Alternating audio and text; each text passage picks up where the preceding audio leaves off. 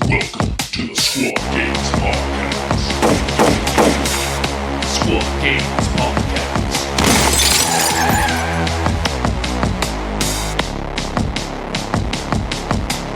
When I walk into events and I see 40K terrain put out and played on the little squares and stuff like that, you know, I come from I started playing 40K in the year 2000, you know, and I'm just not a fan of it, man. Like, I used to build Cities of Death on the little like pieces of MDF, and you texturize it and do all that kind of stuff, and you have your buildings and you can pick up a building and put a new one down, right? But I'm waiting to learn the new 11th edition, so I'm not even going to try to learn 10th edition now. But Giacomo, does it actually work? Like the terrain? From a competitive standpoint, yeah, I think it does. I've played it, but here's the thing I don't like. My immersion is kind of ruined. At that point, I could just be playing with cutouts and on bases, and it would kind of get me the same. They don't even have to be Space Marines. It just can be a round cutout, and it's that's the Marine, because the terrain is mostly just a rectangle. And yeah, I guess you could make it look nicer, but most of the time, it's just kind of square, and it's a little boring. I don't know.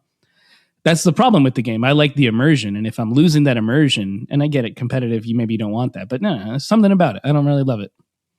For me, it seems too much like weird chess boards now. It used to be kind of like the mix between chess. That's back in the day, how you would tell old people about it. Be like, oh yeah, it's like an advanced version of chess that you have to paint your pieces to play, right? Because Kill Team didn't exist back then, right? Yep. And you're like, cool.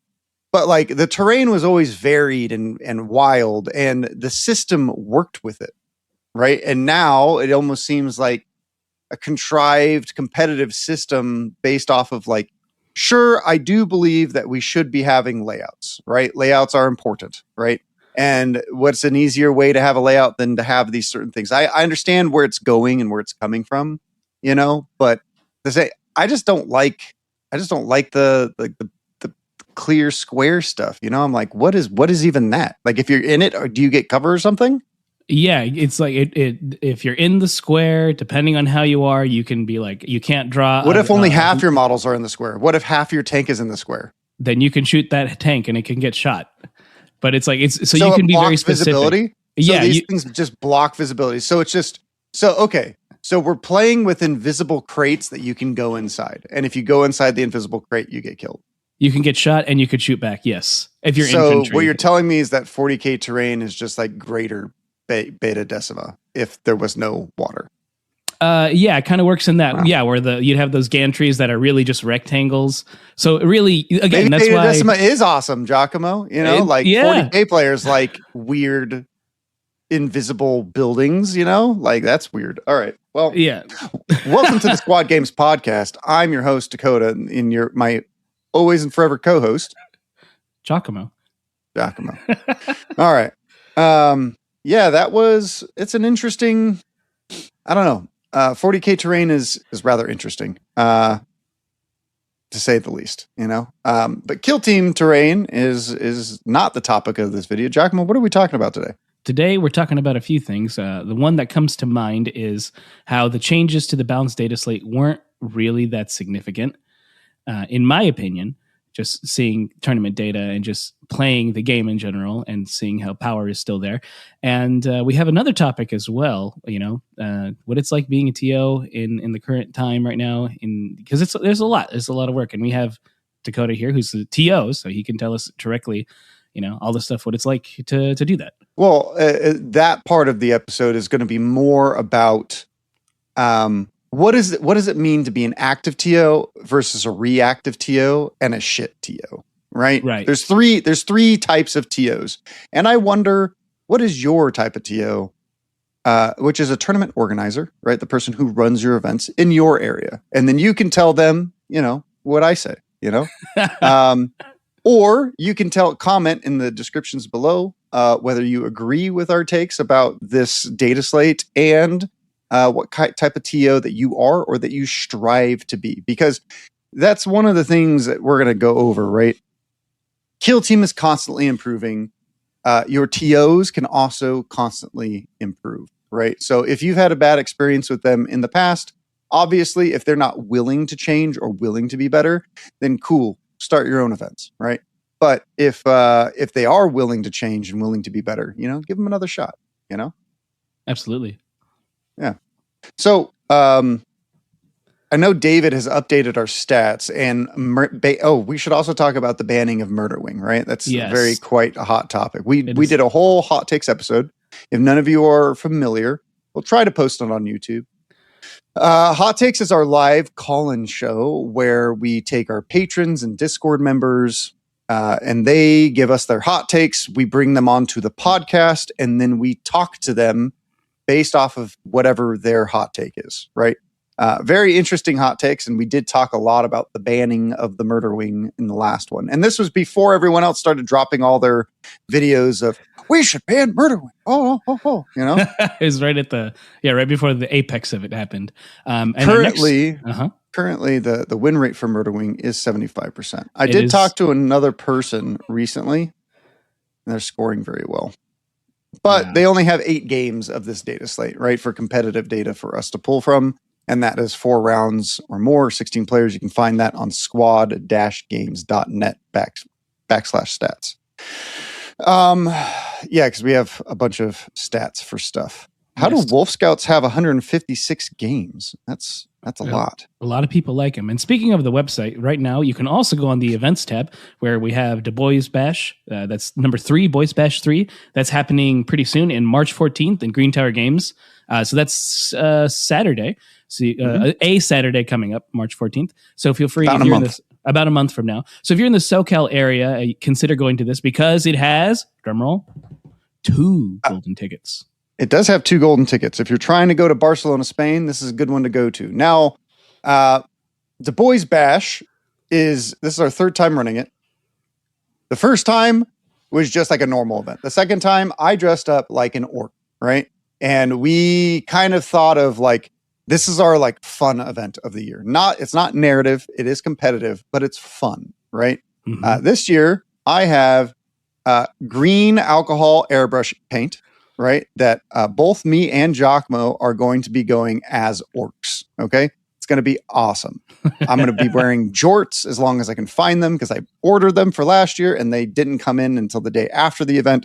So jorts and probably like like some sort of a vest. It's going to be awesome. Yeah. And then I'll be in character all day long as an orc war boss who is running the event. Now, what does Giacomo, would an orc war boss do running an event? Probably determine if you got the WOG in you or if there's enough DACA on the board. Yeah. So basically, if we yell WOG and you don't yell WOG, all of your next rolls are 1s. That might be good if you're against mandrakes, right? But it's not good typically any other time, But we have a bunch of awards. This is kind of these are the some of the fun awards that we came up with. This is last year's, right? This is the Boys Bash 2, but they're going to be the same, but Boys Bash 3 this year. We have the realest orc, the best alien, the best pointy ears, right? The best Umis, the best spiky boys, the best gas guzzler, the biggest fret, the best painted, the best model, the best, that's obviously the best person there. We have Du Bois' favorite git, and we are Du Bois, right? So whoever our favorite person is, that's who we give it to. The one git to rule them all, and we have the boss's favorite, right? Obviously, orcs just do whatever they want, So we have a bunch of things that we just kind of give out. We have Witness Me, which is last place. The hype boy of the mob. So that's the person who's like the most orky there, like who's like, like, oh yeah, you roll a bunch of 6s. Yeah, I lost. Yeah, Then we have the best display. We have the second best, the third best, the second best painted, and the third best painted. Now, I think tickets are sold at, I think we have like 38, and we have half of our tickets sold already. So if you haven't gotten your tickets, you should get them soon because we're going to sell out. And I think we have a little bit of space to expand a little bit, but it is going to be it's going to be tight because the venue itself isn't the largest, right? So we're going to try and get as many people in there to have as much fun as possible. And it's an uncompetitive format. Not an uncompetitive. It is a non-formatted competitive format. What does that mean, right? So we're not going to be playing approved ops, right? Approved ops will be present, right? But we're also going to have some of our own crit ops that we think are balanced, right? If anyone knows us, we've been around the scene for how long, G? Like 4 years? 5 years? 5 years? This is our 5th year. We're pretty good at balancing that kind of stuff, you know? So we're going to be doing some custom crit ops. We have our own equipment and stuff like that people can use and play with. It's going to be a blast, to say the least, like a literal blast. And we're going to be busting out the cracked map pack, which is going to be a bunch of the different like formats all like smashed together. So we're going to have ITD with Vulcus strongholds, right? We're going to have Beta Decima in space, right? With their own like kind of rules and stuff, you know? It's going to be a lot of fun. We're going to have a lot of cool stuff there. And we're giving out 2 golden tickets, you know? So we're not going to give it out the 1st, 2nd, and 3rd, because orcs don't do that. They give them out to the best people there, right? Which are going to be, painted, plus they're going to be both overall awards instead, because it is not the typical competitive format, right? Very exciting. It's going to be very fun. And these kind of events are kind of like old events, right? We'll get into a little bit of the TO spiel here. I think that having layouts provided for us is generally not a great thing, right? People asked for it last time, right? This is a hot take, I guess, maybe. Yeah. And it has raised the level of speaking of which, that noise was just somebody buying the Boys Bash tournament. There you go. Right there. Live, we just saw it live. So, terrain formats back in the day were dictated by the community, right? Now you have a format where Games Workshop dictates 6 terrain layouts for each individual map, right? It gets stale fast, right? We have the Warhammer Warcom community here. This article, I think it's called the Approved Ops Tournament Companion. To encourage adaptability and generalship at the table, tournament organizers may make their own maps using their own collections of kill team terrain, using examples from the 2025 ops as a guideline, right? We recommend tables preset for the day with even variety of terrain layouts that can be rotated through. Now, this is, and then they have like what they think that you should probably be doing, so on and so forth. Okay. My problem is every event feels the same. No one does this, right? There is a different skill in Kill Team that is being lost amongst the general masses, right? And that is adaptability, right?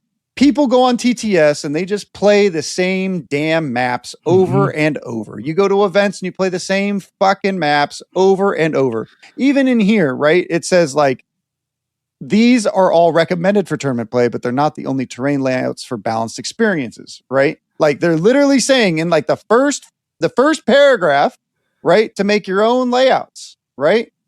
Like, and they also say the maps in Approved Ops 2025 may not directly correlate to an exact measurement of terrain. So it's at your discretion as an organizer to make decisions about these placements. Like they're literally saying, like people are like, oh, well, by raw of looking at this thing, you can touch this marker from the outside of the building. In TTS, this works 100%, dude. And it's like, well, it doesn't here because I made the decision that it doesn't, right? Like as an organizer, you reserve that right, even with Games Workshop's provided Approved Ops 2025 tournament companion. Right. And it's like no one reads these days. Like we have a book that we read. I can tell you people don't read because of my climbing video most recently, Giacomo. I'm going to start ranting here. Go ahead. Give it the rant. My climbing video that I literally just made I'm trying not to argue with the people in the comments. I think I made a great argument for how I think Climb currently works.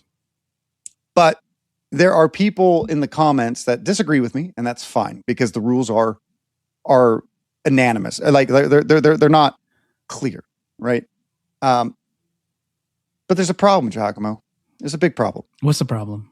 There's a lot of people in my comments saying like, "Oh, you can just jump from the barricade. This whole video doesn't make any sense." Right? But I don't believe you can jump from a barricade. You cannot jump from a barricade because the FAQ updated jump, right? And it's like, I think there's probably like 172 comments on the video currently. And I think there's at least like 10 people who have talked about like, oh, this video doesn't make any sense because you could just jump.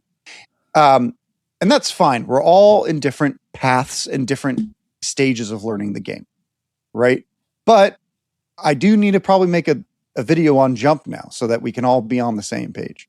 But that's besides the point. So we're losing adaptability. So the boys bash, right, is to test adaptability for our players, right? It is also a big painting thing, right? We're going to be giving out special gauges to anyone who brings an orc team, whether it's converted from an orc team or whether you bring Rekka crew or commandos, right? We're going to be, goodness gracious, I need to turn down my phone.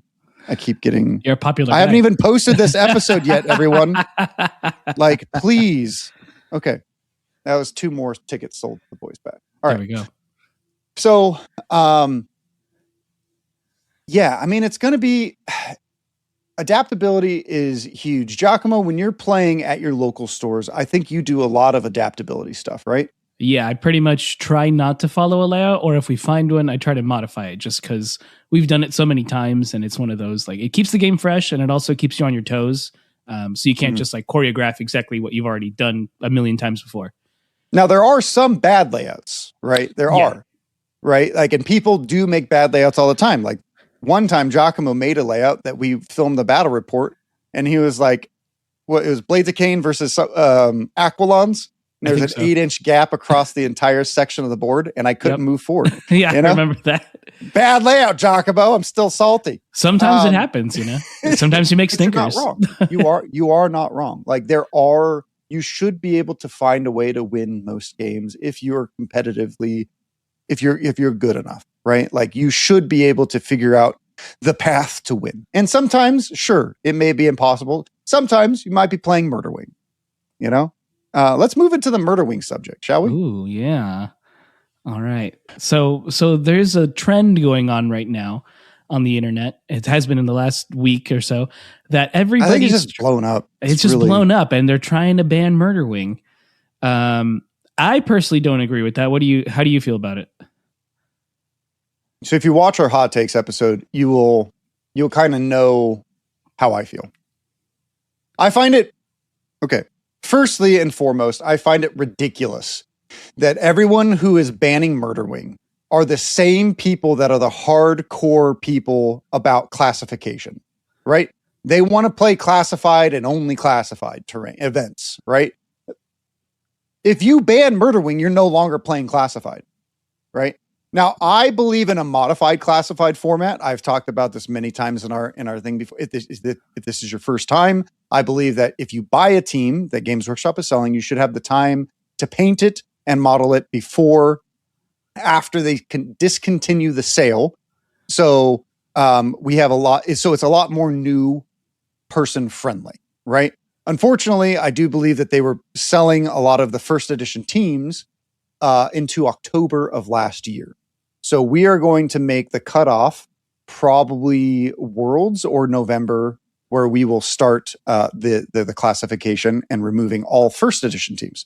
But we are modifying it because White Dwarf teams like Warp Coven and these other teams have never been sold as a set, right? And since they in Gellerpox and is Gellerpox, I think Gellerpox and Star Striders, they got a box.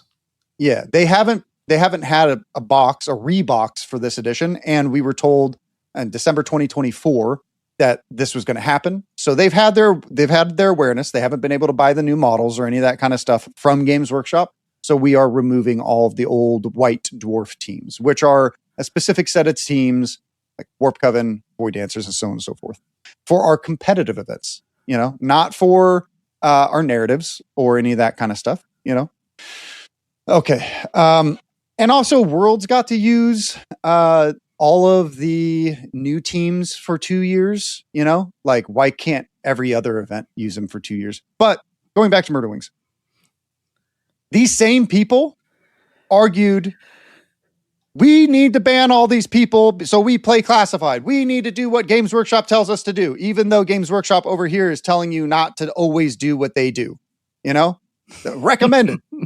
Okay. So like I'm a free thinker. If I was an inquisitor, I would be a radical. Giacomo, what kind of inquisitor would you be? I don't know. I'd probably have tendencies for radicalization, but I don't know if I'd be fully radical. That's fair. So you're more of a Puritan? Yeah. I mean, a lot of things I generally think make sense, but there's times where rules are asinine and you kind of go like, really? I have to follow this?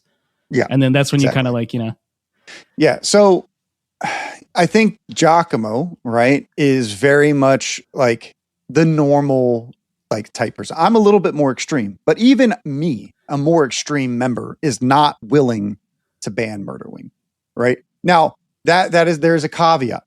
If we can see the statistics, right? I think if we go to our stats, right, we can see the statistics of the very first weekend that they were allowed open, right?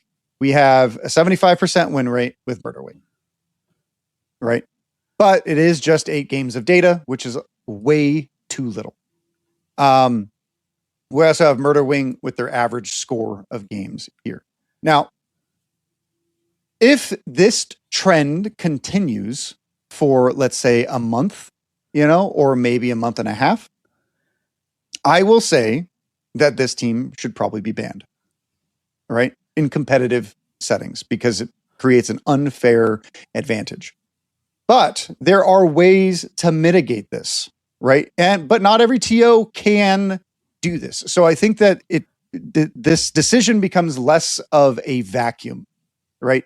You can run more close quarters events, right? If you run, dude, I was talking to somebody yesterday about Beta Decima, and they've played like 20 games of Murderwing on Beta Decima and have not lost.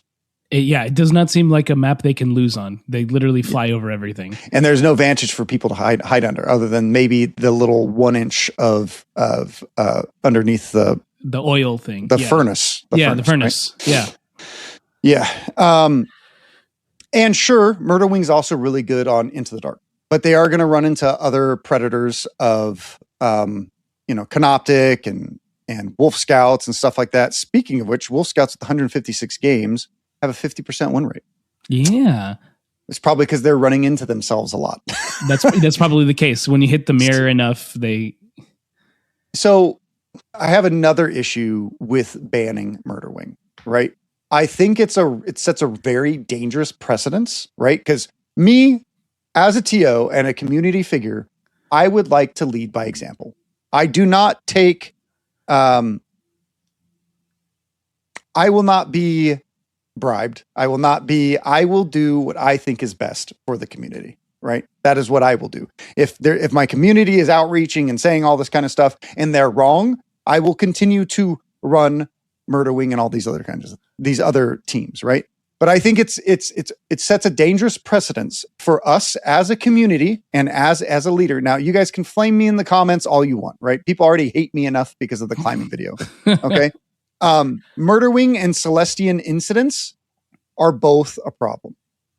It makes much more sense of an argument to ban both Murderwing and the Celestian incidents, because Celestian incidents also have 8 games and they have a 62.5% win rate. They probably just lose to Murderwing. That's probably it. You're probably not wrong. Like Giacomo saw them run by me a second time, and I did much better with them the second time I ran them. They were pretty scary, Vespid Stingwing have a 57% win rate right now with 58% win rate because they are broken on Beta Decima and they have a decent game into Murderwing. Not a good game, not a good game, but a better than others, right? Mm-hmm. And then Canoptic Circle have a 55% and Kasserkin have a 54. Kasser Kings are back. We should be banning a whole box, or as a community, we should come together and say, hey, we're going to ban like every team released for 3 months, right? That's a much more logical argument, in my opinion. Or we're going to ban teams for 6 months, right? Now, some people have already made up their mind, Giacomo, and this whole conversation is just going to make them click away. And that's fine. If you listen through this, you're at least halfway reasonable of listening to the opposing side of the argument, or maybe you agree with me, right? I don't think what I'm saying is too much, you know? Sure, is Murderwing absolutely broken? Yes. Do I want to play against any of them? No, I don't. I don't. Like I plan on playing, Blades of Cain at a singles event, the NorCal Open, right? But I might have to switch to Colts because I think Colts are better, you know? Like, who knows? It depends on what I want to paint. And then I'm also going to, this weekend, I'm going to the Valentine's tournament in Vegas, which is a duos event. I still think I need a partner.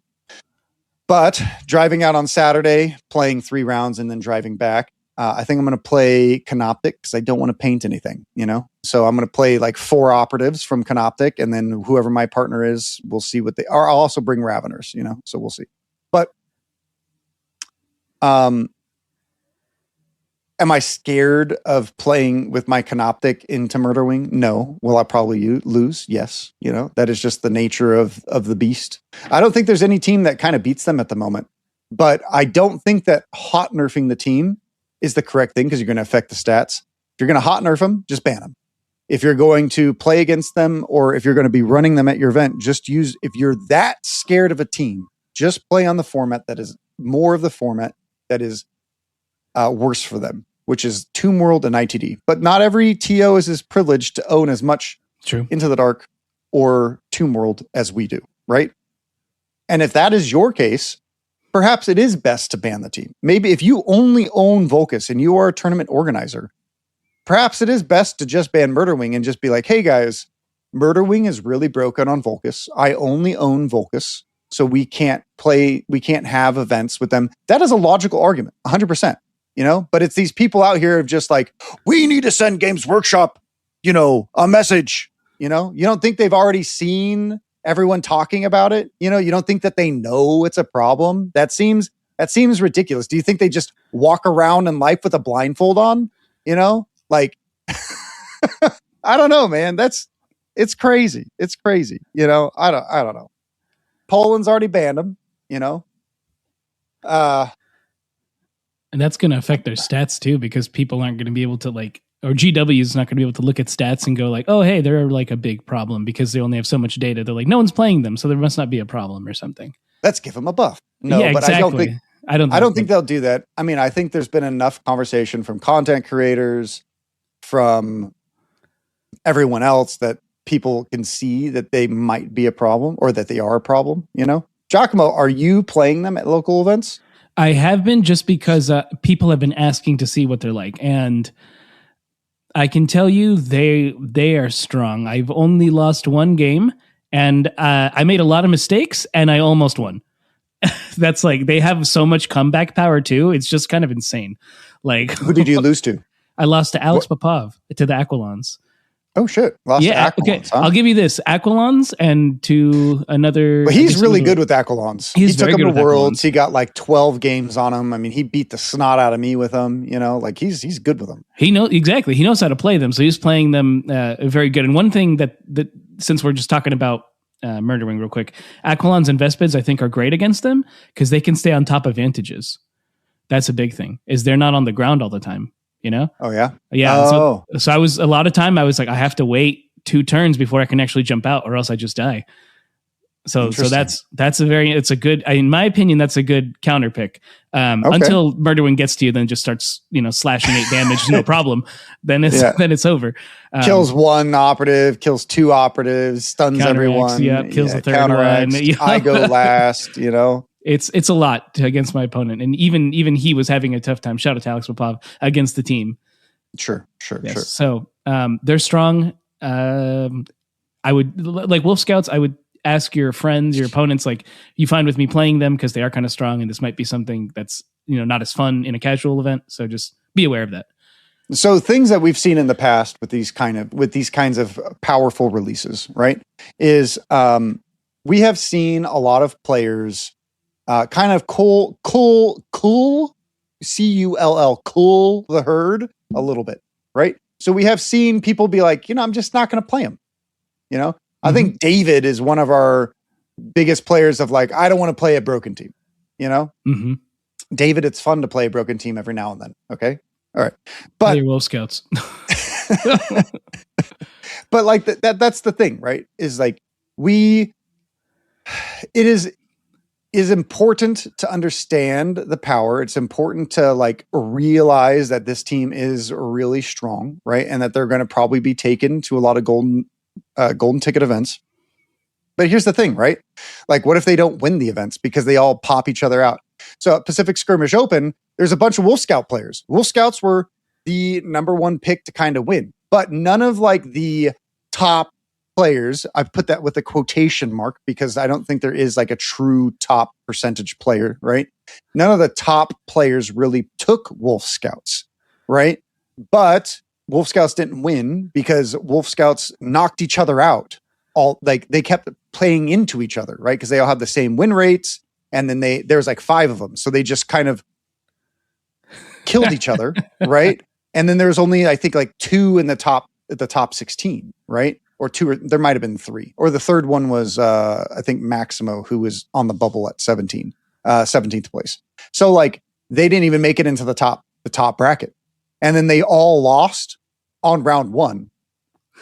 And they had 0 chance to win the event, right? So like that could happen with Murderwing. They could just knock each other out, or they might run into a team that's bad for them, or you might make mistakes because a team can be killed, right? But if somebody's playing them, I think I've seen like the arguments.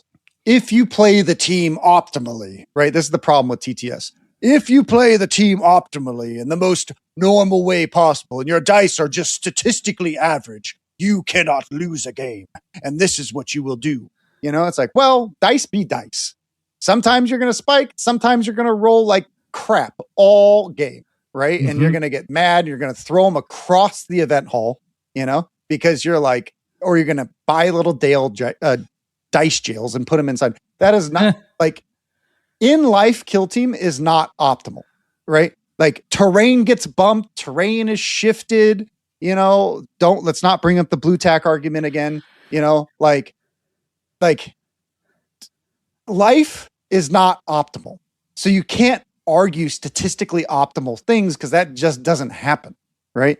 I don't know. I think you're 100% right. Like, and when you get, when I play against engineers, they're like, why is this not exact? Yeah. Like they do beat a lot of teams. They beat pretty much every team, right? Because they just ignore terrain. But we have not seen them played on like, or I haven't seen them play on close quarters. Like close quarters, they're still really good, right? But they can't go on top of stuff. And yeah, that's one big thing is they kind of lose some of that power playing in Tomb World a few times. I did notice like maneuverability. Yeah, like I still am pretty strong playing them, but like at the same time, you definitely lose out on some things. So. Yeah, and with Tomb World and all those kinds of things, right? Is like you usually have to pick lanes, right? So you either have to go 2, 2, and 2, or you have to go 3 and 3 and just try to dominate 2 objectives, right? Or you can go 2 and 4, right? Instead of going 2, 2, and 2, right? So like, I don't know. I think. Okay, David just changed a bunch of the stats, and who knows what's happening right now. Ooh, he just changed it, and now Vespids are at 100% win rate. No, that is not the case. My website just glitched for a second. We're fine. Everything's fine. I was worried. But yeah, I think Murderwing, I think that the public outrage is good to voice, right? But I caution TOs to not set a dangerous precedence, because if we're going to ban Murderwing, we should ban Celestine Incidents. If we're going to ban both of those, why don't we ban, Canoptic and Wolf Scouts? If we're not going to ban them, why don't we also ban Felgor? Because the problem is when this is the ultimate problem with the whole argument, right? We ban Murderwing. What team is going to take its place? Probably Felgor, the Incidents, Canoptic, and Murderwing, or Wolf Scouts, right? Mm-hmm. Okay, let's say that we take all those teams out. Okay, what team is going to rise to the top and win then? Because you just took away a bunch of teams that are broken. Is it going to be AOD? Is it going to be Rekka Crew? Is it going to be the new Scout Squad? Or Kasserkin? We don't know. Like, it's going to create a vacuum, and then everyone's just going to move to those teams, right? Like there's a revolving problem because the game is innately imbalanced. If you want a balanced game, go play chess. Yep. This is the life we live in. If you don't want to play in events because Murderwing exists, don't play in events. Wait until they're nerfed. Take a 3-month break. Paint some. Yeah, or just focus on your hobby and just understand that you might have to deal with Murderwing, and that's just a fact of life. Yep. And just be okay with it. Or play them yourself. Like, I mean, I think that's like, I don't know, like if I want to win an event, I'm probably going to bring Murderwing, but I don't necessarily, I just want to go and show people my pretty painted models and have fun with people who enjoy the same game as me. My innate thoughts of Kill Team are different than just, I want to win, Am I going to have a miserable time against Murderwing? Probably. But I will enjoy playing against them to try and learn to see what I can do, right? And trying different teams and seeing how can I tactically get better to score the most amount of points and maybe win against them. Like this happened with Colts when Colts released. I fought against on-release Colts 7 times with my Deathcore, and I won every single game in events and everything like that, right? Like I took it as a challenge to play against them and beat them, right? Even though on-release Colts were probably stronger than Murderwing, that team was ridiculous. They were just like a suffocating presence where they just hold a pillow over your head until you stop moving. That team was not fun. You get a headache after playing them back in the day. I remember. Yeah, it was a tough time. And I think you and me started playing Kill Team. I think right after on release Pathfinder, so we never actually got to play against them. Yeah, we were learning about the nerfs about them when we started Kill Team, which were wild. They used to be able to activate 7 operatives before you could activate 1. What a time to be alive! Yeah. And they all dealt 4 or 5 damage, and they had an alpha strike where turning point 1, no matter what, they were throwing a grenade and killing a couple dudes. So great time to be alive back in the day. And you could take I think unlimited crack grenades, or you could take like 4 crack grenades. It was some wild amount, and so we didn't ban that team then. Why are we banning Murderwing?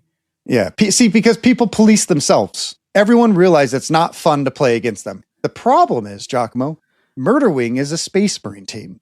Everyone loves playing Space Marine teams, and they're easy to play. They're not a tactical overload like old Colts was, because they were more difficult to play. They're forgiving because they're Marines.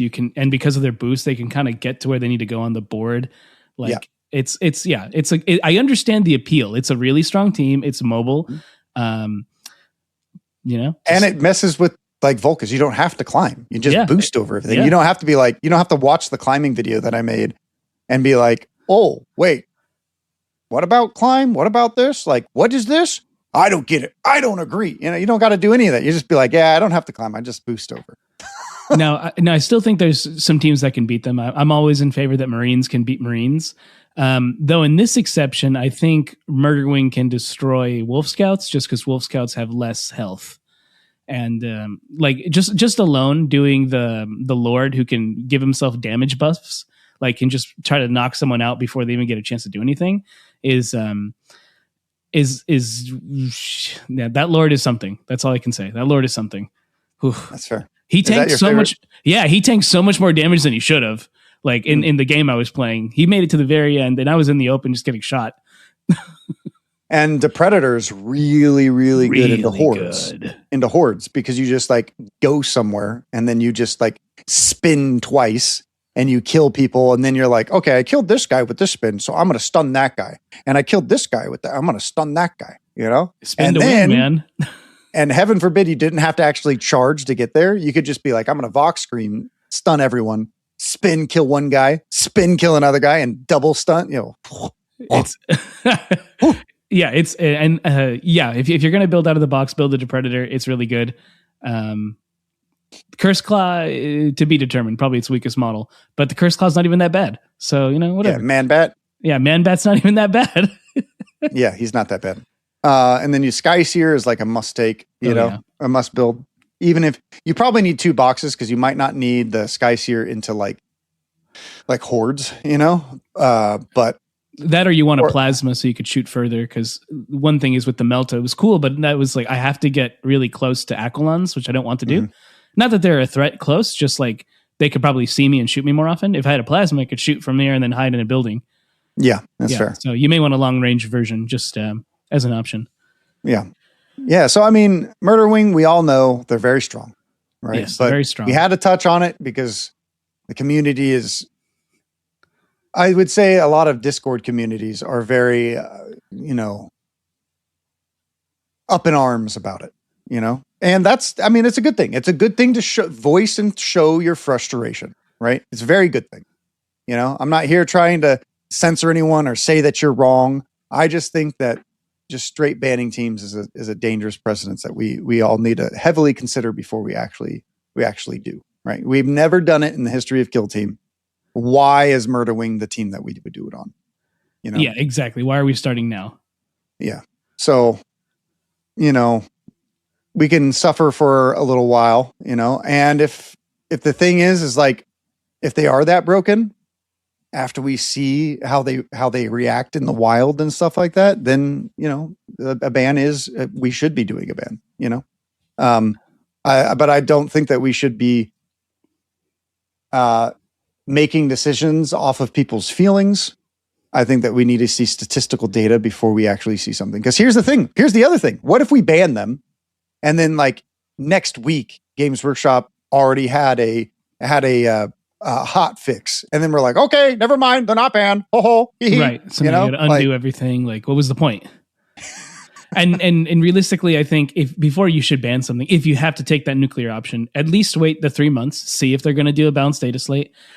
Sure, not every balanced data slate fixes everything, but this could do something, right? Mm-hmm. So like give it its time to at least figure out what's the problem. Then they can make a fix, hopefully. Yeah. So now, Giacomo, you wanted to talk about this topic in the podcast. You don't think that this past data slate did anything meaningful to change the game. Can you explain what you mean? Yeah. So if we look at the top right now, and again, this is with some minimal data, we still see a lot of those contenders getting higher than just about 50% win rates. So there's still a force to deal with, like, and a lot of the teams that really kind of needed help are still, you know, kind of falling behind. So I wanted to be optimistic about the balanced data slate when it first came out, but now that there's been some time, I've played some games into a bunch of the teams with changes. The only real significant thing I noticed was Casterkin got really strong, and that's just because of the very oppressive ability to be like, I could activate or you know, take a first action, and but they're painful. Awful in melee. They're awful in melee. That's where you kill them. And that's every strong team right now is really good into melee. You're gonna tell. I don't know if the Casterkin Kings can take on Celestian incidents. They cannot. You jump into them in melee, you're like, oh, it's 4/4 damage. You hit me twice, I'm dead.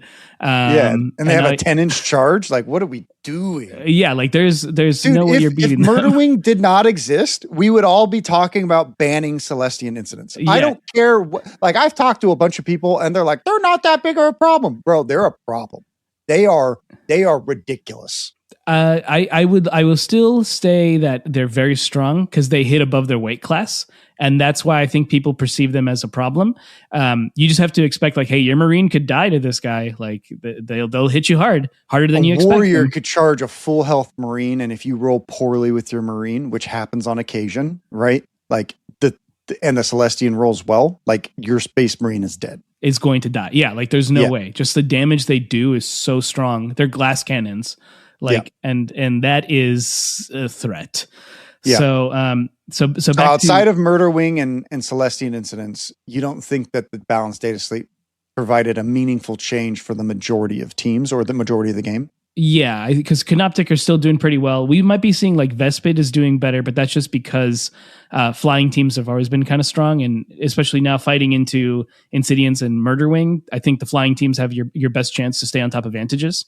Yeah. So that they might be getting a bit of a boost right now. But Canoptic Circle is still doing well. We still have Wolf Scouts up above, and maybe they see a little bit of a lower gameplay because, like you mentioned, they're fighting into each other, and also more people are playing them now. Yeah. Because they're available, people can buy them, or they've been building their version. So it didn't really fix the problem of the original one we had, which was Canoptic and Wolf Scouts are still dominating boards. Like I still kind of fear going into those two teams because they still have ways to defeat me without a problem. Like a good example of seeing a nerf that actually affected a lot was Deathwatch. Like that big change to the way that damage reduction happens really messed them up. Like really brought them down. Which again is fine. You know, my Lord. It brought them down. So like, so let's go over that just a little bit, right? So this is the strongest Angels of Death have ever done, right? So far in the statistics, right? They have a win rate of 51%, which is over Wolf Scouts at 50%. And they both have way more games. They have like 150, 110, 20 games. Deathwatch have 105 games with a 39% win rate. Yeah. They dropped really, really hard. Yeah, like one thing I was expecting was I thought the head taker was going to get some sort of buff because the head taker doesn't really do as much compared to the rest of the team, personally. But they gave him a nerf, which was fine. I don't think the team was that like it needed a buff, but this nerf, I wasn't expecting it to be this crazy, like of a pain. So I don't really think the balanced data slate changed too much in that top sphere, which is where we're mostly concerned about. That's, I guess Angels of Death came up, but now they might be a problem you have to deal with. And that's about it. Well, they're still not even there yet. Currently the top teams are Murderwing, Celestian Incidents, Vespids, and Canoptic Circle. And Kasserkin are right on the buff is right on the thing as well. Yeah, it's currently. We still don't know how everything's going to continue to shape out. We have not ran an event yet until the Boys Bash, like we talked about earlier in the episode, and we'll kind of see how certain other teams perform, right? Yep. And I think that's like important to like watch. Yeah, but I'm not going to go back to our old points. So, Giacomo, I think I agree that there are some shifts, I think, in the meta for sure. Like we have Kasserkin coming up and AOD and a few other teams, like that. Those teams getting better are going to push other teams out. Like everyone is saying Felgor are really, really good now. Like, they're still really, really good. Felgor have always kind of struggled into AOD. Mm-hmm. They have, right? They have struggled into like Deathwatch, but Deathwatch is now dead, in my opinion, right? I think that we are seeing some shifts, but the thing that like frustrates me more than anything else is like we didn't get any like core rules updates. Like I think jumping is very clear. Right. But I'm going to make a jumping video. Because jumping and climbing is a difficult concept to wrap my head around, including everyone else, because it's not super clear about how climb works. Climb didn't get touched. A bunch of other things didn't get touched, so like there's still some core rules that are unclear that kind of at a higher level make the games harder to conceptually do, so that's kind of one of my gripes about this balanced data slate is that we did not get any kind of, clarifications about stuff, Yeah, and now that the greater community knows, one thing, thanks to your video, that's being a big one for people kind of learning weird things you can do with climb. Maybe now that'll be addressed because that probably wasn't their intention to be like, oh, you should be able to climb a ladder and then do this. That's like something they didn't think about, but is technically legal. So maybe now there'll be a fix because enough people know about it, and it's like, hey, can we get this fixed? Mm-hmm. So we'll see. I also clarified climbing down. I don't think you can climb down strictly rules as written either. Correct. I think you got to fall. Yeah, you have to drop, right? Yeah, because when we look at the core rules on setting precedents, right? Specifically says so is one of the key clarifying factors, right?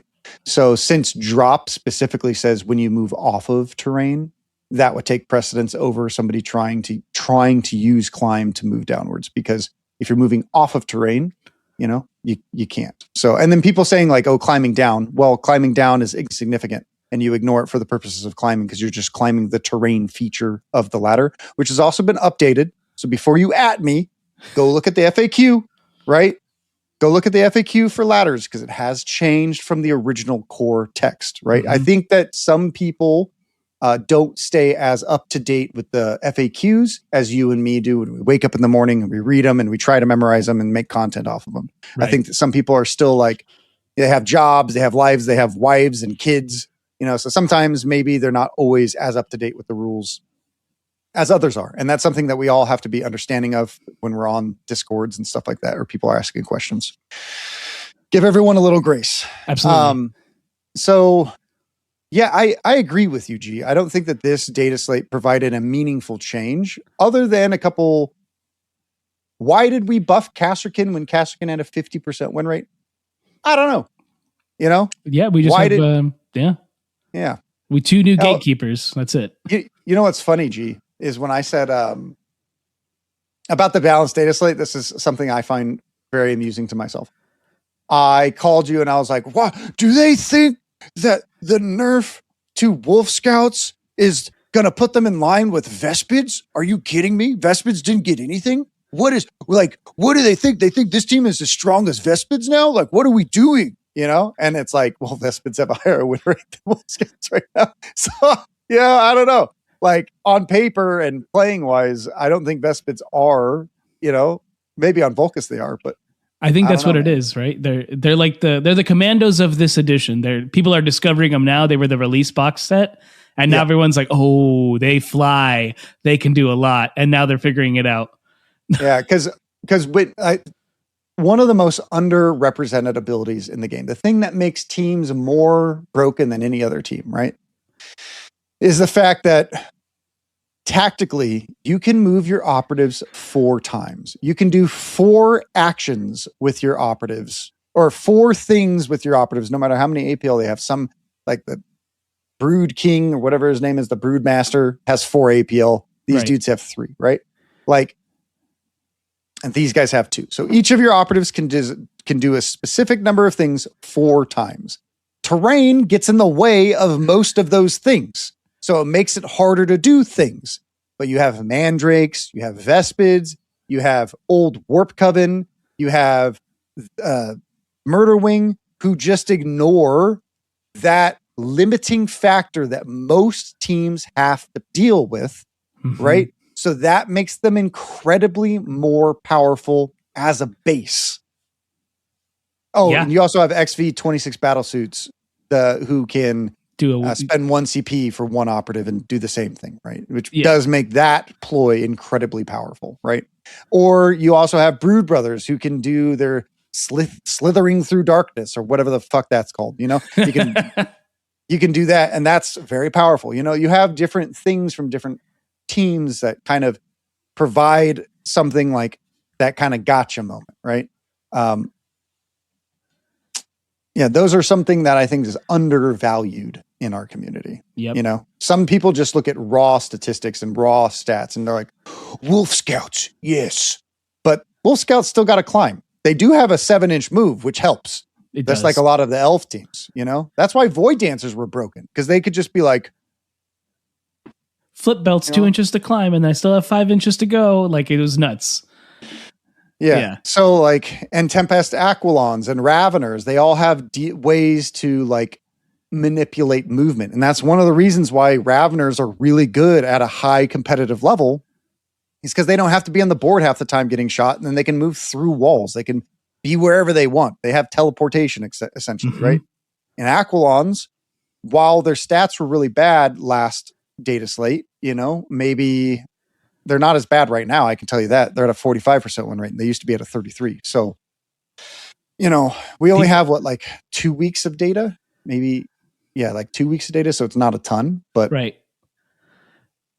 Yeah, it's too early to say a bunch of things data wise, but we also have our feelings, and we've been running enough events that we can kind of look at stuff and kind of see, you know, I don't think a lot of our takes are typically bad. Some people will say that remember this, Giacomo, when I think it was like last summer, we made a data slate, and I was calling that mandrakes are S tier, right? And you and Orion were like, "You're dumb." I was like, "No, they're the best elf team." And they were like, "No, you're dumb, Dakotah." You know? And it's like, and then they won Worlds. Do you remember that? I do remember that, because now I had to look at myself in the mirror and go, "Damn, I was wrong." Though they did take a hit. I get things wrong too. I get things wrong. You know, I do. But not the Oubliex. The Oubliex is still strong. You're not wrong. You're not wrong. And mandrakes are still good. Mandrakes have play into Murderwing too, you know, especially on Into the Dark, you know? So like, I don't know if it's favorable, but you know, there is some play there, unlike some other teams, you know? Yeah. So hiding under Vantage is good, you know? Or on top, like you said. Yeah, you could do that too. Anywhere to get where you got to go so that the Murderwing doesn't get an advantage on you. Yeah, and kill multiples of your dudes, you know? Should we move on to our TO topic, or do you want to talk about anything else on this? We got the TO topic. Let's dive right into it. Okay, so when we talk about TOs, I think that's a really important.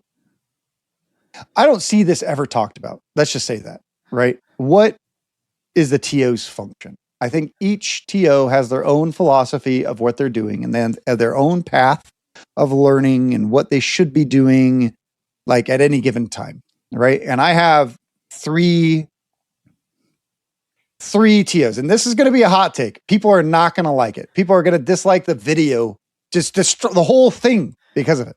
You ready for it, G? I'm ready for it. Okay. You have your active TOs. Okay. This is the hot take. This is why we're content creators, because we make hot takes. And sometimes Dakotah's wrong. Remember that. People are just going to skip to this point and just miss all of that. And then flame me anyways. Okay. So we have one active TOs, right? Who could also be shit TOs too, right? We'll get into that. Then you have reactive TOs. And then you have shit TOs, you know? What can we say something else instead of that? I don't want to say non-active TOs. Non-active TOs. There you go. So we have active TOs, reactive TOs, and NPOs. Oh, okay, NTOs. Yeah, NTOs. I get you. Yeah. So we have NTOs. Okay, so there we go. So we have the three categories. Okay, so let's start off with reactive TOs. Reactive TOs are the majority of tournament organizers, right? Or the majority, if you're looking to learn how to TO and become a better TO, this is a very important conversation. There is something called reactive TOs. So this is how I used to be for a very long time when I would TO. I would walk around, listen to the tables, you know, do my dad jokes, try to entertain some people while also like listening to people, looking at people's nonverbal communication to see how they're feeling in game. Giacomo, did you know, I'm a communication major and I graduated with a degree in it. Did you know that 90% of what we say is based off of our nonverbal, what we do? Like Like my facial expressions is nonverbal. My body movement is nonverbal, right? Like verbal is literally just the words that are coming out of my mouth, right?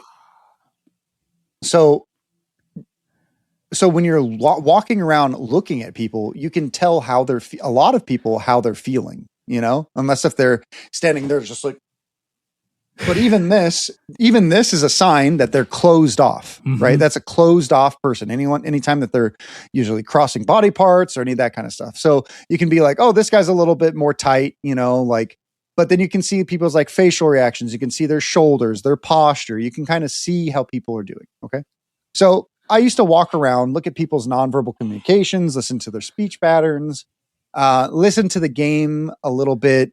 And it's hard to know what's going on in every game because if you're running a 100 person event, like I've done many times, or 70 person or 80 person event, you can't just sit down and like watch the majority of a game. You have to kind of be everywhere, especially if you are alone. 16 person event, sure. Like you can spend more time at each table listening and walking around. I think the majority of game tournaments that are played are probably 8-man to 12-man events, right? Not very few are as large as I am saying. There's very few TOs with that kind of experience. So you have this kind of like, oh, I'm walking around, I'm listening, I'm making sure that people are like, saying things correctly, doing things correctly. You're kind of watching, and that's a reactive TO. They pretty much like, Judge, they shoot their hand in the air. You go over there and you're reacting to problems. So you're reacting. So you're going up and you're like, hey, what's the deal? Can this guy do this? Oh, let me check the visibility lines. Because that's the majority of questions, right? Right. Can this guy get shot here? Can this guy move here? That's like literally like 80% of the question. Okay. And then you have like 5% of questions that make you want to pull your hair out, I go a little bit more bald after every event. So like, and that's like what reactive TOs do, right? You're reacting, you're walking around, catching people. And a lot of times I will even become a reactive TO. Whoop. I'm okay. My cat dropped the camera. I could see. Yep.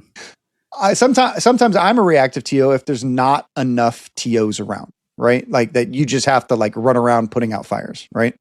What an active TO does is that you actively interject and you go up and you go into each game and you make sure they're playing it correctly. Like Giacomo, I noticed that you're more of a reactive TO correct than an active TO because I watched you at our last event and you just kind of walked around, looked at tables, watched people, but like there's an like active TOing. You're going over and be like, hey, is that guy in the storm?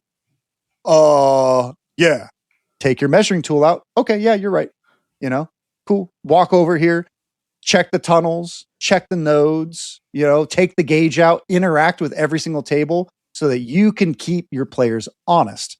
You want to make sure that people are using and placing their own objectives, their own things correctly. I find more people misplaying rules by me interacting with each individual table.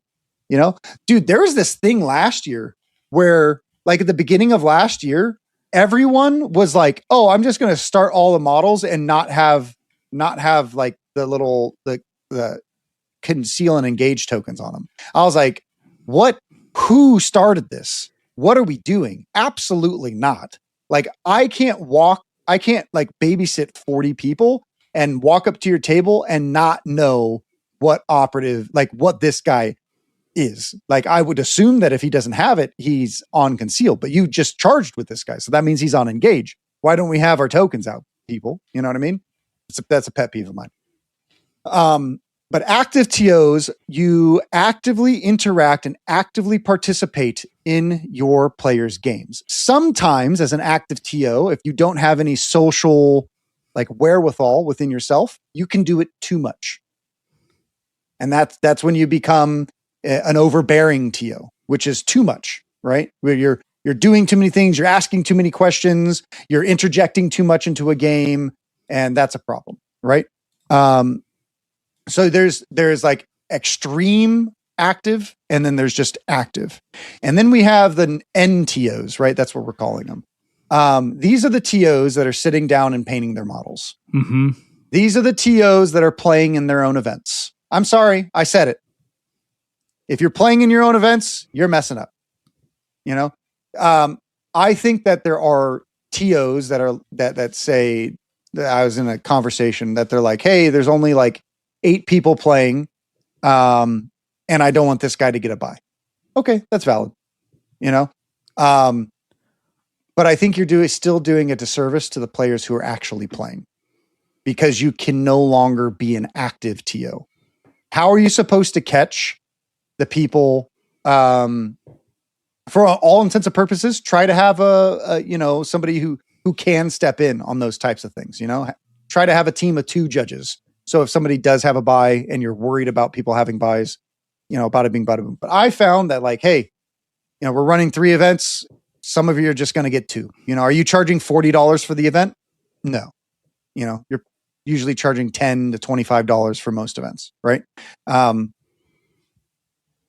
don't think it's that big of a deal, you know? Of course, I could be wrong. I don't think, Giacomo, when's the last time we ran a sub 16 person event? We haven't in like 3 years. Yeah, in 3 years. Yeah, I it's been think a very long time. the beginning of our second year, we ran like this weird style of event where it was like all random, where you got to choose, like, you had random tac ops, random crit ops, random team. You know, you bring 3 teams and you have to choose, and like you drew a card and you're like, oh, I guess I'm playing this team, you know? Oh, I remember but but you could only ever play one of your teams once in each event. Right. Once it was done with it. Yeah, I thought it was real fun. And you just like took the tac op card and just randomly pulled it out. Didn't sell very well. So we never ran it again. You know, I think we had 10 players there. Yeah, cool concept, but you know. Yeah, but you know, it is what it is. Yeah, but I don't think we've run one. So for me, I might be a little disconnected on the smaller size of events. You know, like I think like anything under 16 people, if the TO is playing, it's probably fine. You know what I mean? Mm-hmm. But as a TO, you should be striving to teach and make your scene better, right? But if you need to play because there is a buy there, try to just be like, hey, I'm just going to give you half a game because like we're going to be walking around. I wouldn't actively try to beat a team. You know what I mean? Yeah. What do you think, Giacomo? I know you're tainted by me. I'm in the same boat, right? Like I'm definitely a reactive TO because that's how I do it. That's why I'm not the main one. I walk around just to make sure everyone's at least doing stuff, and I'm there to answer rules. I still think you should be monitoring at least the gameplay. So when you do have to step in, you know, there's a lovely thing called NPOs. If you're just a one-man team, give the player, you know, sorry, it's a buy round for you, but here's some NPOs so you can it's a great decision too. Yep. Something that you could still do in between rounds, you know, like, because I still got to give my attention to these players as much as I can because they, you know, they're here for a tournament and that's, you know, we're providing a service, right? It's a customer service business. You're providing service for people. Mm-hmm. So I'm in favor of, try to be around for people to answer questions. You know, if you can be active, which means you do have to have a lot of knowledge of the game, you know, awesome, even better. If not, at least be reactive. You know, don't be a TO who just does it and then sits down and just kind of like, you know, that's the end of the tournament. We've done our 3 rounds. That was it. That's not a good sign because it's not the promise of like someone taking care of you at an event isn't there. So you're less likely to have repeat customers because, you know, you're not interacting with them. You're not building the relationship, the trust that, okay, I know someone's going to come around and be there if I have a question and I feel confident asking them. So, yeah. So like one of the reasons why I find this to be one of my biggest stickling points, right? I became so after 4 years of doing this, I became much more of an active TO in 2025, right? I learned and I progressed myself to be there, and it takes time to learn and to get to that kind of point. I used to be a very reactive TO, and that was fine. I think being a reactive TO is good. At least you're not an NTO, right? Sitting there painting your models or, you know, sitting and scrolling on your phone or any of that kind of stuff. So like, But one thing that I found this year, being much more of an active judge, something always bothered me. I would go to these events and I talk to other TOs and I ask them, hey, did you have any problems? Hey, did you have anyone misplaying any rules? Hey, did you do this? And every time I did it, the TO always tells me, no, everything was great. There was no problems. You know? And to me, for like 3 or 4 years, I was like, how is the West Coast so bad? How are we so drama filled? How is this possible? Like I catch these players misplaying rules or this or that. And sometimes, sure, there's some bad actors. They come everywhere, right? But like, even then, like, it's not everyone. Like, even the most innocent player can make mistakes. It's your job as a TO to try and catch that mistake, you know, so that the game comes to a correct conclusion, right? And like, I was so utterly confused that every single one of these people that I would talk to was like, oh, well, yeah, there was no problems. No one misplayed any rules. No one did anything. And I was like, what is going on? And then I TO'd some of these events, you know, like I finally figured it out, you know. The answer is the judges are not active. They are not catching these players because they are just reactive, whether they're short-staffed or whether it's just their personality types of being a reactive judge, right? You're not, or being an active judge requires some sort of conflict and requires some social skills because you're interrupting a game and you're coming up and you are interacting in a place that you have not, that neither player has interacted with you, right? So like one of my favorite things, right, with Canoptic players and Ravener players is I make a dad joke when I come in. I'm like, hey, I'm Dr. Luster here. I'm here to check your nodes and tunnels, checking your nodes and tunnels. And I'll walk and I'll just lean over and they laugh, you know, typically. And I'll come over and I'll do my little measurement and stuff. And like, you just like, I have a nice little icebreaker joke to come in. And then once you do that a couple times, and then all the Canoptic players are like, I was like, hey, you know what I'm here for, right? And they're just like, oh, yep, go for it, you know, and it becomes a normal thing. You, as a judge, should be just as active as not. So one of my other things that we always tell players, judges are bored. We are bored. We are doing nothing, right? Until somebody asks a question. Well, what can we do as a judge to fill our time? What can we do as a judge to do things and to be more active and engaged? How can we have more customer reactions with our player base, right? Like that is something to like keep in mind as you are developing your own TOing style, right? Because I'm not saying my TOing style's best for everyone, you know, because like I'm generally a social guy, you know, I like to give hugs. I like to say what's up. I like to give fist bumps, you know, I like to do handshakes or whatever, you know, I like to say hi to every single person that comes to my event. I like to try and memorize people's names by the end of the event. Sometimes it works, sometimes it doesn't, right? I also know that I'm a very sociable person and not everyone is like that, you know? So like you have to find what kind of works for you. I just think that we should have more active judging out there, because if we aren't actively judging, we aren't actively catching mistakes. I agree with that. And I think that's one thing that I really push at like the Las Vegas Open, right? Even though I only work with some of those guys like once a year, right?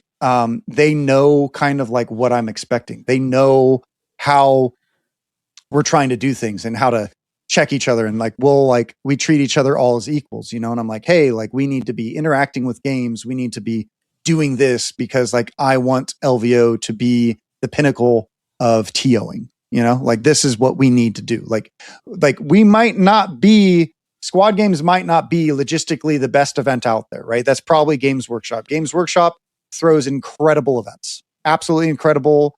You know, what I try to do, right, is I try to be the best at the small things, the things that people will remember, the things that people will take home with them, right? And as a TO, look at yourself and say, how am I going to differentiate my events and my things and my interactions from every other TO? How am I going to be the best at doing what I do? right? And I think that's an important thing to do. Are you going to be the NTO who's just sitting there and painting your masterwork level model like Giacomo's model behind him, right? Or are you going to be out there running around, trying, I don't know, like maybe there's other ways and other things, different ways to TO that I haven't necessarily thought of, Giacomo, I know a lot of 40K events are understaffed. When I would play competitively in 40K, especially at like the team events and other things, right? Every 40K judge that I walked around was also a reactive judge. Yeah, I think that might just be the nature of the amount of rules each army has and the vastness of players. Because there was maybe 8 judges? Yeah, and I think it was like 100-something players? I think it was 2021 or 2022 when we started this podcast. And if anyone doesn't know, like we actually started this podcast because we went to our second Las Vegas team tournament event. Yep, LVTT. And it pissed me off so much. Which they're better now. Because we basically got an award that was like one award for 5 people. They no longer do that. They give every person an award. Everybody gets a cup. But everyone gets something, right? But back in the day, it was just like one prize for a team. I got very upset because we got, I think, 3rd place Renaissance. 3rd in Renaissance. I spent like 2 weeks like painting my team and doing all the terrain and all that kind of stuff. Yeah. And the boards.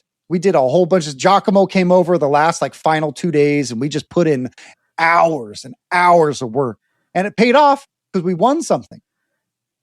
But the thing that we won, I was like, what the fuck is this? I could make this at my house.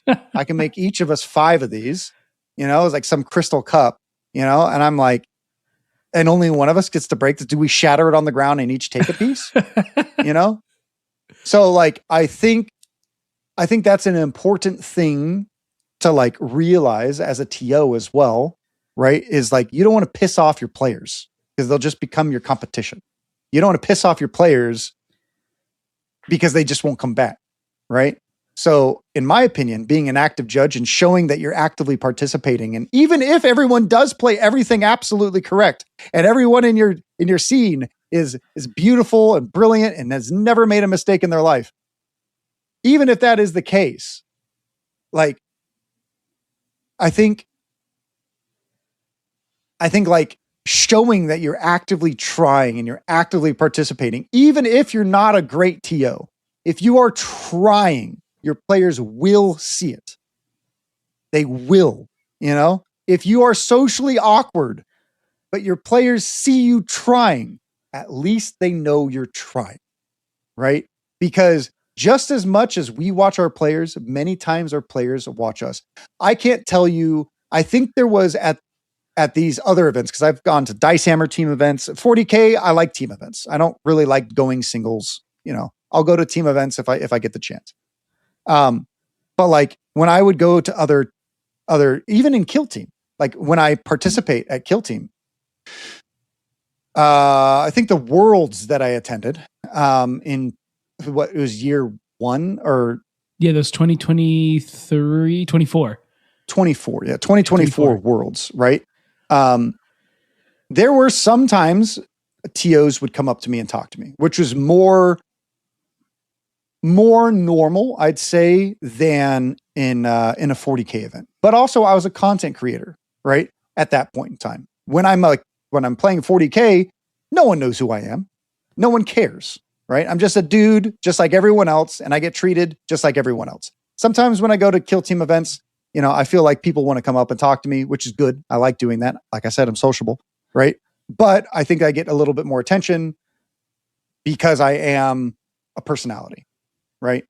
I'll walk around. But I think that's like, I don't know if that's how everyone feels, like, I try to talk to every single person. I try to touch every single table. At LVO, when we have 160 players, I try to touch every single table 4 times.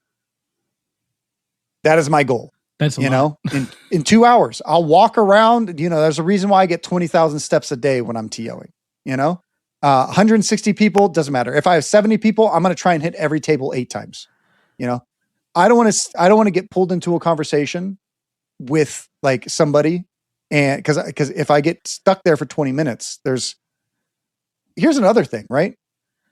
If you're a reactive TO and you're just standing there waiting for somebody to call you, sometimes they won't call you. The players will just figure it out themselves, even if they're doing it incorrectly, right?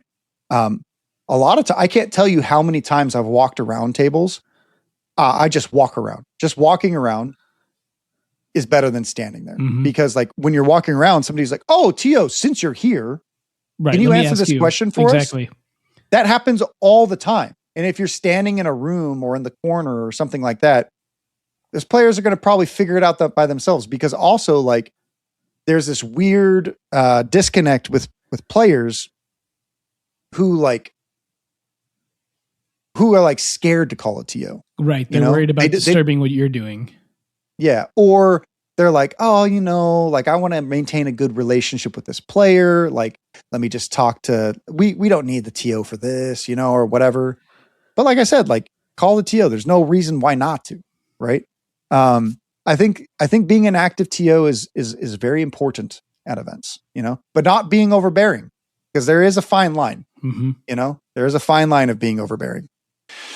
The only way you can catch people, I have found, actively misplaying rules is by being an active TO.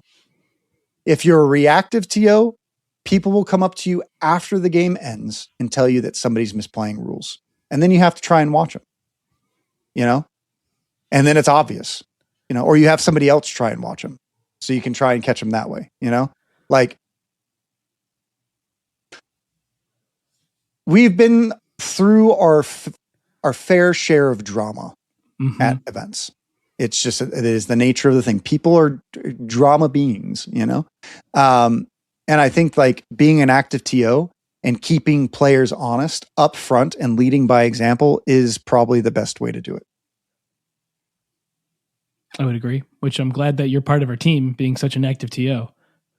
Yeah, I try, I'm not going to be the best all the time. Even everyone else has their off days, you know what I mean? But I think that it is something important to keep in mind, So, yeah, that's kind of my spiel on active TOs. It's interesting, you know what I mean? It's definitely interesting. I would. What kind of?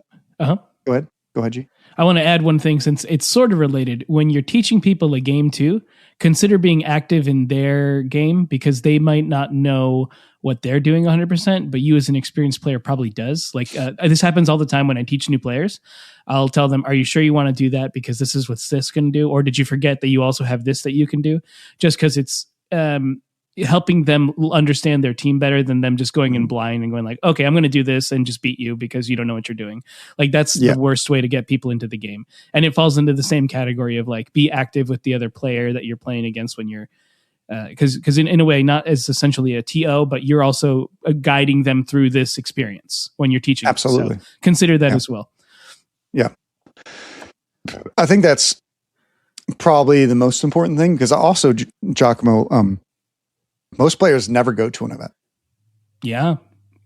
They're when you're, people, when you're just playing a game, do you just want to win because you want to win, or do you want to actively make everyone better at the game of Kill Team? So like mostly when you see most of the mistakes I see people make, their opponents might be allowing the players to make it so that they can gain a tactical advantage, right? Some people don't know either team, or isn't making a mistake, or maybe you're playing climb incorrectly. Maybe you both are. Maybe one person knows. I've seen this more often than not. One person knows exactly what's going to happen, or how something works, and only corrects that person when it advantages them, Right. So, it's important to be in good faith at your game stores just as much as it is, at events. So, I think that I see, it's weird when you go into like the game store conversations. I used to play a lot at game stores. I used to play 40K a lot at game stores. And I played a lot at my house. Right. And I played at events. I found more bad faith actors at local game stores than I did at events. Right, because you can get away with it at a store. No one's going to catch you or say anything. No one generally. cares. Yeah, exactly. But that's Right? also where the problem will stem, because if you're starting there, then you're more likely to bring it to a tournament or something. Yeah. So those are important things to remember, have you ever had any bad store Interactions? actors? I think not on purpose, but maybe they were just, like, maybe I'll try to do this. But there's a way to overcome that issue. It's just you calmly go, I don't think that's how that works. So we double check that. And it doesn't really offend anybody, right? Because it's a rule, and you just go, I just don't know how that works. Can you explain it to me? Then you both find out, like, okay, but this is sort of me figuring out, like, I know how it works, but I want to make sure you're understanding it correctly, because maybe you're doing it wrong. Right. That's a nice way to put it too. Yeah, exactly. Instead of being like, no, you're wrong. You don't know how to do that. Right. You don't know how to climb. I watched this one video on YouTube and learned all about it. Yeah, because as soon as you do that, you bring hostility, and a person is more likely to be hostile back to you than if you tried to come at them calmly. Now, it doesn't work for everybody. Some people will still get angry. I find it's rare, but it does happen, especially in the MTG scene. That has happened before in my experience. Not always, but occasionally. So, if you just ask them how something works, they will look at it, and then they'll either realize, oh, I have been playing that wrong, or they realize, okay, he's kind of caught me. I'm going to say I didn't know and play it right now. Right. Because some people will feign that they don't know stuff. And again, it's not so much that I'd get offended. It's more of like, you're going to probably do this to other players who may not call you out. And then they're less likely to want to go to events because they're like, is the whole scene like this? I don't like this. And then they don't want to play the game anymore. Mm-hmm. Or are they less likely to come back to your game store? That too. They'll go somewhere else.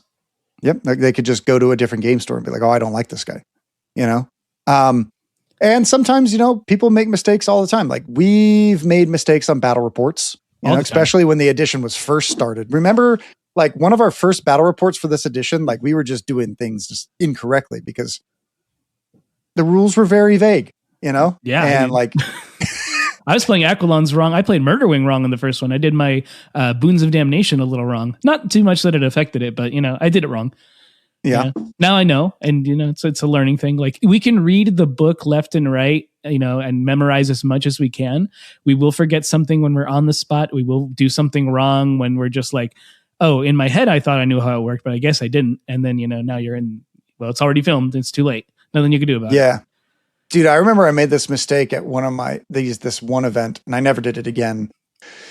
I think I used like the bombard ability from the old Vet Guard guys against Sam from Bats at Bay Area Open, and I did it incorrectly.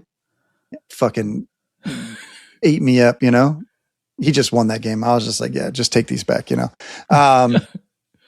But I did it incorrectly, and I knew better, and I knew the rule. But sometimes, here's the other thing, right? You have to give everyone a little bit of grace, because Kill Team is a very complicated game. I know the rules really well, inside and out. But when I'm playing the game, and I'm also trying to think tactically, I'm trying to think strategically, and I'm trying to memorize this new team, I'll make mistakes because I'm just like, there's too much brain power. I have like an IQ of like 55, right? And you need like an IQ of like 70 to play this game at maximal, Exactly. I don't know. Right. So like sometimes, or, I think it's important to also realize that everyone is not always playing the game in bad faith. Like, sometimes we all make mistakes. Sometimes we don't know how the rules work. Right. Especially at your local game stores when people aren't playing competitively, or they don't know, and that's not a big deal. Like, Kill Team is a very complicated rule system, and all it takes is somebody to teach somebody once, and they're just like, oh, that's what shooting does. Right. Dude, I had this question right before this podcast break my brain for literally 5 minutes. It was on our Discord, and somebody was like, had a Tomb World board up, and he was like sticking his gun. Oh, that question through the doors, the energy field. Yeah. And he's like, yo, can this guy get shot? And I was like, what? Like, can you see through the holes? What about this? What about that? What about, and I went through like the 5 stages of grief, right? Of just being like, I've never even thought about sticking a gun through the hole. I just was like, oh yeah, it's just blank, but the rules don't say that. So what does that mean? Right? Like what's going on? And then I looked at it and I was like, nah, like it literally says the hatchway is also considered wall terrain. You cannot stick your model's gun through wall terrain. Even if you can stick it through, you can't. You just can't do it.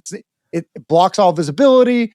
The hatchway itself is blocking, like all sorts of shenanigans. It blocks visibility, so like you can't shoot, nor can you be shot through it, right?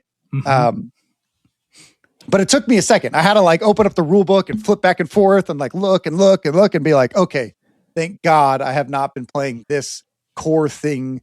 Like everything is fine in the world, because but sometimes you see an example and you're like, even if you know the rule, you're like, wait, am I remembering the last edition?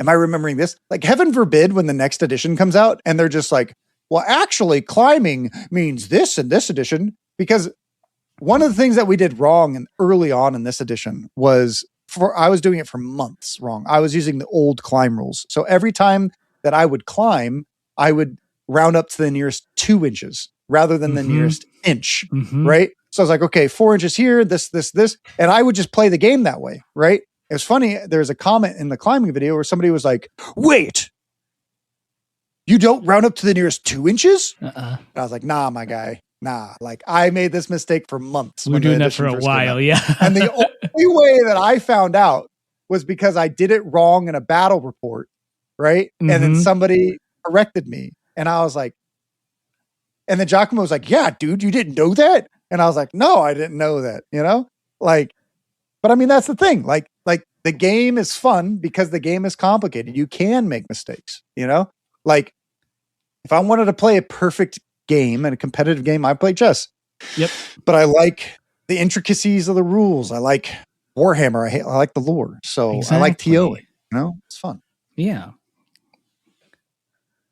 Yeah. Yeah. Well, this was a fun one. This was different. I liked it. There's a lot of topics we wanted to talk about and that are relevant. And next week we'll have something exciting for y'all. And the 23rd, is going to be our hot takes, right? Yeah. So next Monday, we're going to be doing our hot takes. So it'll probably be around. Giacomo, do you have Monday off or do you work on Monday? I'm free at the time we have to record. Okay. So if we do it earlier, right, we can catch more of the East Coast, I think. I could probably be there around 5. I'm fine with 5. Okay. Yeah, that's not a problem for me. So we're going to try to do our hot takes episode at 5 p.m. Pacific Standard Time. That'll be live on Twitch. We might put it on YouTube as well live. We'll see.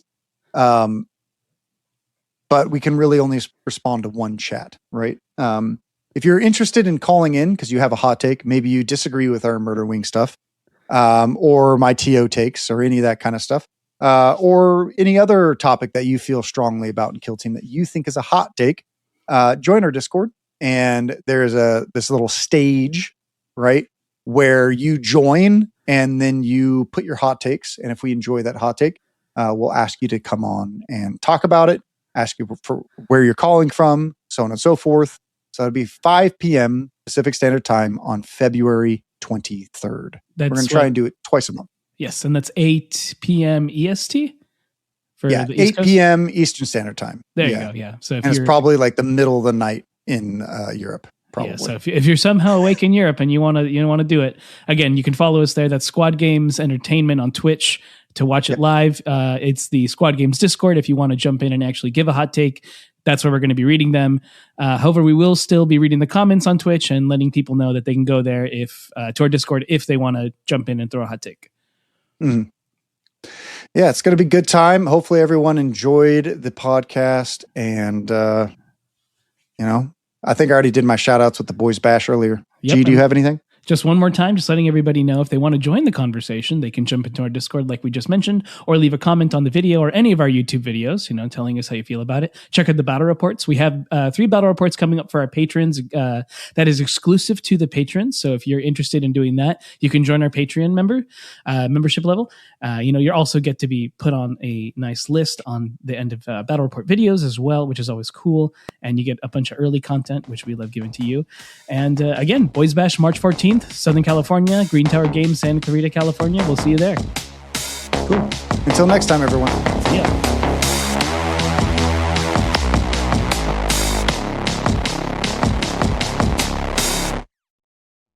The Squad Games Podcast is a production of Squad Games Entertainment. For more information on Squad Games, please visit our website at squadgames.net or check out our YouTube channel at Squad Games Entertainment.